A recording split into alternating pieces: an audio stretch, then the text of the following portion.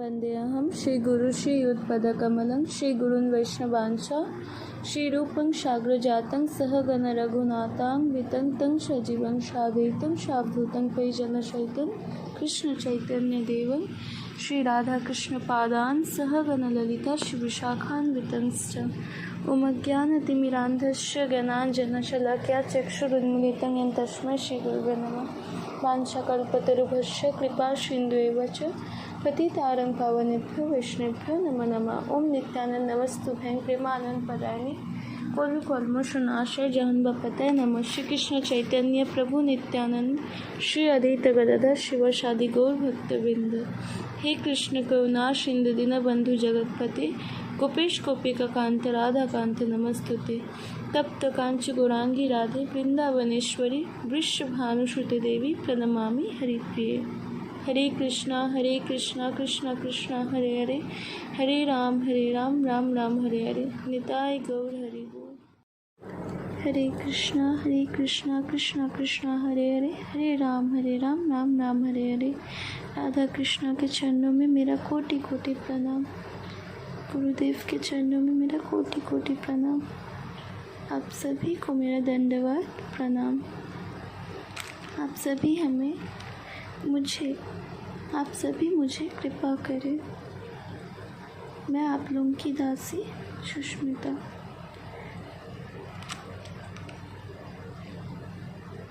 आज हम सुनेंगे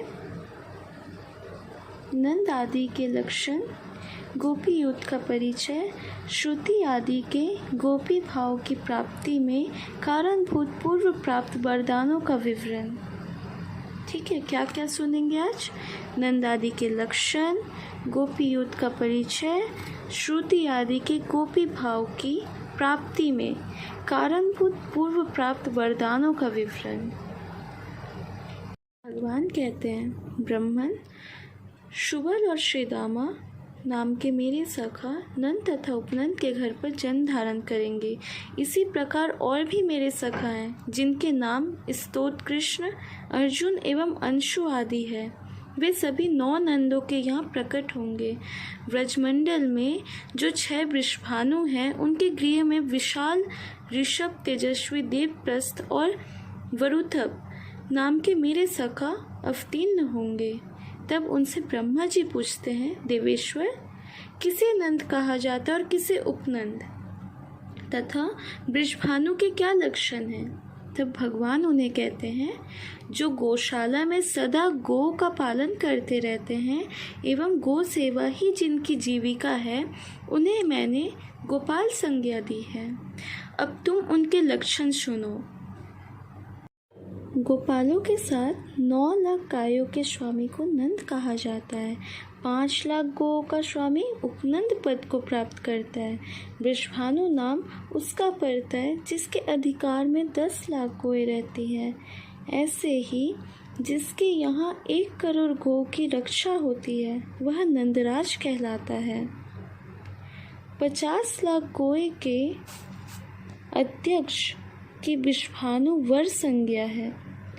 सुचंद और ट्रोन ये 2 ही ब्रज में मेरे द्वारा ब्रज में सुंदर वस्त्र धारण करने वाली सतशान्ना कोप सुंदरियों के 100 यूथ होंगे। तब उन्हें ब्रह्मा जी कहते हैं, भगवान आप दीनजनों के बंधु और जगत के कारण, प्रकृति के भी कारण हैं। प्रभु अब आप मेरे समक्ष युद्ध के संपूर्ण लक्षणों का वर्णन कीजिए। अब श्री भगवान बोलते हैं ब्रह्मा जी को, ब्रह्मा जी मुनियों ने 10 कोटि को एक अर्बुद कहा है। जहाँ 10 अर्बुद होते हैं उसे युद्ध कहा जाता है। यहाँ की गोपियों में कुछ गोलोकवासिनी है, कुछ द्वारपालिका हैं, कुछ श्रृंगार साधनों की व्यवस्था करने वाली है और कुछ सैया संवारने में संलग्न रहती है। कई तो पार्षद कोटि में आती और कुछ गोपियाँ श्री वृंदावन की देख रेख किया करती हैं। कुछ गोपियों का गोवर्धन गिरी पर निवास है। कई गोपियाँ कुंज वन को सजाती संवारती हैं तथा बहुतेरी गोपियाँ मेरे निकुंज में रहती हैं। इन सबको मेरे व्रज में पधारना होगा। ऐसे ही यमुना गंगा के भी यूथ हैं। इस प्रकार रसा, मधु, माधवी, विरजा, ललिता, विशाखा एवं माया के यूथ होंगे। ब्रह्मा जी, इस प्रकार मेरे व्रज में 8, 16 और 32 सखियों के भी यूथ होंगे। पूर्व के अनेक युगों में जो श्रुतियाँ मुनियों की पत्नियाँ, अयोध्या की महिलाएं, यज्ञ में स्थापित की हुई सीता, जनकपुर एवं कौशल देश की निवासिनी सुंदरियाँ तथा पुलिंद कन्याएं थी, तथा जिनको मैं पूर्ववर्ती युग युग में वर दे चुका हूँ, वे सब मेरे पुण्यमय व्रज में गोपी रूप में पधारेंगी और उनके भी यूथ होंगे। ब्रह्मा जी ने पूछा भगवान से, पुरुषोत्तम, इन स्त्रियों ने कौन सा पुण्य कार्य किया है तथा इन्हें कौन कौन से वर मिल चुके हैं जिनके फलस्वरूप ये व्रज में निवास करेंगी? कारण आपका वह स्थान तो योगियों के लिए भी दुर्लभ है। तब श्री भगवान बोलते हैं, पूर्व काल में श्रुतियों ने श्वेत द्वीप में जाकर वहाँ मेरे स्वरूप भूत भूमा का मधुर वाणी में स्तवन किया। तब सहस्त्रपाद विराट पुरुष प्रसन्न हो गए और बोले, विराट पुरुष या परब्रह्म श्रीहरि थे वो। श्रीहरि ने कहा, श्रुतियों, तुम्हें जो भी पाने की इच्छा हो वह वर मांग लो। जिनके ऊपर मैं स्वयं प्रसन्न हो गया उनके लिए कौन सी वस्तु दुर्लभ है? तब श्रुतियाँ श्रीहरि से बोली, मतलब भगवान से बोली, भगवान, आप मन वाणी से नहीं जाने जा सकते, अतः हम आपको जानने में असमर्थ हैं। पुराण वेद तक ज्ञानी पुरुष यहाँ जिसे केवल आनंद मात्र बताते हैं, अपने उसी रूप का हमें दर्शन कराइए। प्रभु, यदि आप हमें वर देना चाहते हो तो यही दीजिए। श्रुतियों की ऐसी बात सुनकर भगवान ने उन्हें अपने दिव्य गोलोक धाम का दर्शन कराया, जो प्रकृति से परे हैं। वह लोक ज्ञानानंद स्वरूप, अविनाशी तथा निर्विकार है। वह वृंदावन नामक वन है जो काम पूरक कल्प वृक्षों से सुशोभित है। मनोहर निकुंजों से संपन्न वह वृंदावन सभी ऋतुओं में सुखदायी है। वहाँ सुंदर झरनों और गुफाओं से सुशोभित गोवर्धन नामक गिरी है। रत्न एवं धातुओं से भरा हुआ वह श्रीमान पर्वत सुंदर पक्षियों से आवृत है। वहाँ स्वच्छ जल वाली श्रेष्ठ नदी यमुना भी लहराती है। उसके दोनों तट रत्नों से बंधे हैं। हंस और कमल आदि से वह सदा व्याप्त रहती है। वहाँ विविध रास रंग से उन्मत्त गोपियों का समुदाय शोभा पाता है।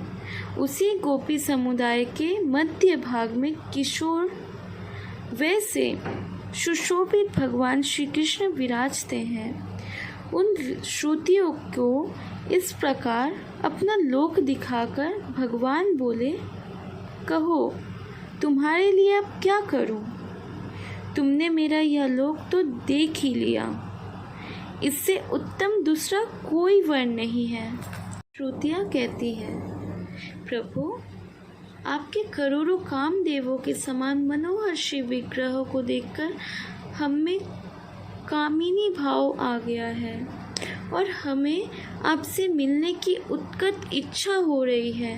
हम विरह ताप संतप्त हैं, इसमें संदेह नहीं है। अतः आपके लोक में रहने वाली गोपियाँ आपका संग पाने के लिए जैसे आपकी सेवा करती है, हमारी भी वैसे ही अभिलाषा है। तब श्रीहरि बोलते हैं, भगवान श्रीहरि बोलते हैं, श्रुतियों, तुम लोगों का यह मनोरथ दुर्लभ एवं दुर्घट है, फिर भी मैं इसका भली भांति अनुमोदन कर चुका हूँ, अतः वह सत्य होकर रहेगा। आगे होने वाली सृष्टि में जब ब्रह्मा जगत की रचना में संलग्न होंगे, उस समय शाश्वत कल्प बीतने पर तुम सभी श्रुतियां ब्रज में गोपियां होगी। भूमंडल पर भारतवर्ष में मेरे माथुर मंडल के अंतर्गत वृंदावन में राजमंडल के भीतर मैं तुम्हारा प्रियतम बनूंगा। तुम्हारा मेरे प्रति सुदृढ़ प्रेम होगा, जो सब प्रेमों से बढ़कर है। तब तुम सब श्रुतियाँ मुझे पाकर सफल मनोरथ होगी। श्री भगवान कहते हैं ब्रह्मा जी से, ब्रह्मा जी को बता रहे थे ना, तो अब ब्रह्मा जी से वो कहते हैं भगवान, ब्रह्मा जी, पूर्व कल्प में मैंने वर दे दिया है, उसी के प्रभाव से वे श्रुतियाँ ब्रज में गोपियाँ होंगी। अब अन्य गोपियों की लक्षण सुनो। त्रेता युग में देवताओं की रक्षा और राक्षसों का संहार करने के लिए मेरे स्वरूपभूत महापराक्रमी श्री रामचंद्र जी अवतीर्ण हुए थे। कमल लोचन श्री राम ने सीता के स्वयंवर में जाकर धनुष तोड़ा और उन जनक नंदिनी श्री सीता जी के साथ विवाह किया। ब्रह्मा जी, उस अवसर पर जनकपुर की स्त्रियां श्री राम को देखकर प्रेम विह्वल हो गई। उन्होंने एकांत में उन महाभाग से अपना अभिप्राय प्रकट किया, राघव, आप हमारे परम प्रियतम बन जाएं। तब श्री राम ने कहा, सुंदरियों, तुम शोक मत करो, द्वापर के अंत में मैं तुम्हारी इच्छा पूर्ण करूंगा। तुम लोग परम श्रद्धा और भक्ति के साथ तीर्थ दान, तप, सोच और सदाचार का भली भांति पालन करती रहो। तुम्हें व्रज में गोपी होने का सुअवसर प्राप्त होगा। इस प्रकार वर देकर धनुर्धारी करुणानिधि श्री राम ने अयोध्या के लिए प्रस्थान कर दिया। उस समय मार्ग में अपने प्रताप से उन्होंने भृगुकुल नंदन परशुराम जी को परास्त कर दिया था। कौशल जनपद की स्त्रियां भी राजपथ से जाते हुए उन कमनीय कांति राम को देखा। उनकी सुंदरता कामदेव को मोहित कर रही थी। उन स्त्रियों ने श्री राम को मन ही मन पति के रूप में वरण कर लिया। उस समय सर्वज्ञ श्री राम ने उन समस्त स्त्रियों को मन ही मन वर दिया, तुम सभी व्रज में गोपियाँ होगी और उस समय मैं तुम्हारी इच्छा पूर्ण करूँगा। फिर सीता और सैनिकों के साथ रघुनाथ जी अयोध्या पधारे। यह सुनकर अयोध्या में रहने वाली स्त्रियां उन्हें देखने के लिए आई। श्री राम को देखकर उनका मन मुग्ध हो गया। वह प्रेम से विह्वल हो मूर्छित सी हो गई। फिर वे श्री राम के व्रत में परायण होकर सूर्य के तट पर तपस्या करने लगी। तब उनके सामने आकाशवाणी हुई, द्वापर के अंत में यमुना के किनारे वृंदावन में तुम्हारे मनोरथ पूर्ण होंगे, इसमें संदेह नहीं है। जिस समय श्री राम ने पिता की आज्ञा से दंडकवन की यात्रा की, सीता तथा लक्ष्मण भी उनके साथ थे और वे हाथ में धनुष लेकर इधर उधर विचर रहे थे। वहीं बहुत से मुनि थे। उनकी गोपाल वेशधारी भगवान के स्वरूप में निष्ठा थी। रासलीला के निमित्त वे भगवान का ध्यान करते थे। उस समय श्री राम की युवा अवस्था थी। वे हाथ में धनुषबाण धारण किए हुए थे। जटाओं के मुकुट से उनकी विचित्र शोभा थी। अपने आश्रम पर पधारे हुए श्री राम में उन मुनियों का ध्यान लग गया। वे ऋषि लोग गोपाल वेशधारी भगवान के उपासक थे, अतः दूसरे ही स्वरूप में आए हुए श्री राम को देखकर सबके मन में अत्यंत आश्चर्य हो गया। उनकी समाधि टूट गई और देखा तो करोड़ों कामदेवों के समान सुंदर श्री राम दृष्टिगोचर हुए। तब वे बोल उठे, अहो, आज हमारे गोपाल जी वंशी एवं वेद के बिना ही पधारे हैं। इस प्रकार मन ही मन विचार कर सबने श्री राम को प्रणाम किया और उनकी उत्तम स्तुति करने लगे। तब श्री राम कहते हैं, मुनियों, वर मांगो। यह सुनकर सभी ने एक स्वर से कहा, जिस भांति सीता आपके प्रेम को प्राप्त है, वैसे ही हम भी चाहते हैं। श्री राम बोले, यदि तुम्हारी ऐसी प्रार्थना हो कि जैसे भाई लक्ष्मण हैं वैसे ही हम भी आपके भाई बन जाए, तब तो आज ही मेरे द्वारा तुम्हारी अभिलाषा पूर्ण हो सकती है। किंतु तुमने तो सीता के समान होने का वर मांगा है, अतः यह वर महान कठिन और दुर्लभ है, क्योंकि इस समय मैंने एक पत्नी व्रत धारण कर रखा है।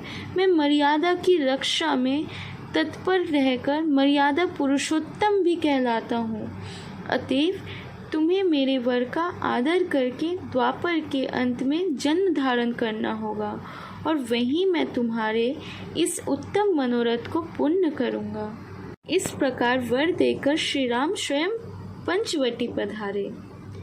वहाँ पुण्य कुटी में रहकर वनवासी अवधि पूरी करने लगे। उस समय भीलों का स्त्रियों ने उन्हें देखा। उनमें मिलने की उत्कट इच्छा उत्पन्न होने के कारण वे प्रेम से विह्वल हो गए, यहाँ तक कि श्री राम के चरणों की धूल मस्तक पर रखकर अपने प्राण छोड़ने की तैयारी करने लगे। उस समय श्री राम ब्रह्मचारी के वेश में वहां आए और इस प्रकार बोले, स्त्रियों, तुम व्यर्थ ही प्राण त्यागना चाहती हो, ऐसा मत करो। द्वापर के शेष होने पर वृंदावन में तुम्हारा मनोरथ पूर्ण होगा। इस प्रकार का आदेश देकर श्री राम का वह ब्रह्मचारी रूप वहीं अंतर्हित हो गया। तत्पश्चात श्री राम ने सुग्रीव आदि प्रधान वानरों की सहायता से लंका में जाकर रावण प्रभृति राक्षसों को परास्त किया। फिर सीता को पाकर पुष्पक विमान द्वारा अयोध्या चले गए। राजाधिराज श्री राम ने लोकापवाद के कारण सीता को वन में छोड़ दिया। अहो, भूमंडल पर दुर्जना का होना बहुत ही दुखदायी है। जब जब कमललोचन श्री राम यज्ञ करते थे, तब तब विधि पूर्वक सुवर्णमय सीता की प्रतिमा बनाई जाती थी। इसलिए श्री राम भवन में यज्ञ सीताओं का एक समूह ही एकत्र हो गया। वे सभी दिव्य चैतन्य घन स्वरूपा होकर श्री राम के पास गई। उस समय श्री राम ने उनसे कहा, प्रियाओं, मैं तुम्हें स्वीकार नहीं कर सकता। वे सभी प्रेम परायणा सीता मूर्तियां दशरथ नंदन श्री राम से कहने लगी, ऐसा क्यों? हम तो आपकी सेवा करने वाली है। हमारा नाम भी मिथिलेश कुमारी सीता है और हम उत्तम व्रत का आचरण करने वाली सतियां भी हैं। फिर हमें आप ग्रहण क्यों नहीं करते? यज्ञ करते समय हम आपकी अर्धांगिनी बनकर निरंतर कार्यों का संचालन करती रहती है। आप धर्मात्मा और वेदों के मार्ग का अवलंबन करने वाले हैं। यह अधर्मपूर्ण बात आपके श्रीमुख से कैसे निकल रही है? यदि आप स्त्री का हाथ पकड़ कर उसे त्यागते हैं तो आपको पाप का भागी होना पड़ेगा। तब श्री राम बोले, सतियों, तुमने मुझसे जो बात कही है वह बहुत ही उचित और सत्य है, परंतु मैंने एक पत्नी व्रत धारण कर रखा है। सभी लोग मुझे राजर्षि कहते हैं, अतः नियम को छोड़ भी नहीं सकता। एकमात्र सीता ही मेरी सहधर्मिणी है। इसलिए तुम सभी द्वापर के अंत में श्रेष्ठ वृंदावन में पधारना, वहीं तुम्हारी मन कामना पूर्ण होगी। मैं पूर्ण करूँगा। भगवान श्रीहरि ने कहा, ब्रह्मन, वे यज्ञ सीता ही व्रज में गोपियाँ होंगी। अन्य गोपियों का भी लक्षण सुनो। फिर हमें आप ग्रहण क्यों नहीं करते? यज्ञ करते समय हम आपकी अर्धांगिनी बनकर निरंतर कार्यों का संचालन करती रहती है। आप धर्मात्मा और वेदों के मार्ग का अवलंबन करने वाले हैं। यह अधर्मपूर्ण बात आपके श्रीमुख से कैसे निकल रही है? यदि आप स्त्री का हाथ पकड़ कर उसे त्यागते हैं तो आपको पाप का भागी होना पड़ेगा। तब श्री राम बोले, सतियों, तुमने मुझसे जो बात कही है वह बहुत ही उचित और सत्य है, परंतु मैंने एक पत्नी व्रत धारण कर रखा है। सभी लोग मुझे राजर्षि कहते हैं, अतः नियम को छोड़ भी नहीं सकता। एकमात्र सीता ही मेरी सहधर्मिणी है, इसलिए तुम सभी द्वापर के अंत में श्रेष्ठ वृंदावन में पधारना, वहीं तुम्हारी मन कामना पूर्ण होगी। मैं पूर्ण करूँगा। भगवान श्री हरि ने कहा, ब्रह्मन, वे यज्ञ सीता ही व्रज में गोपियाँ होंगी।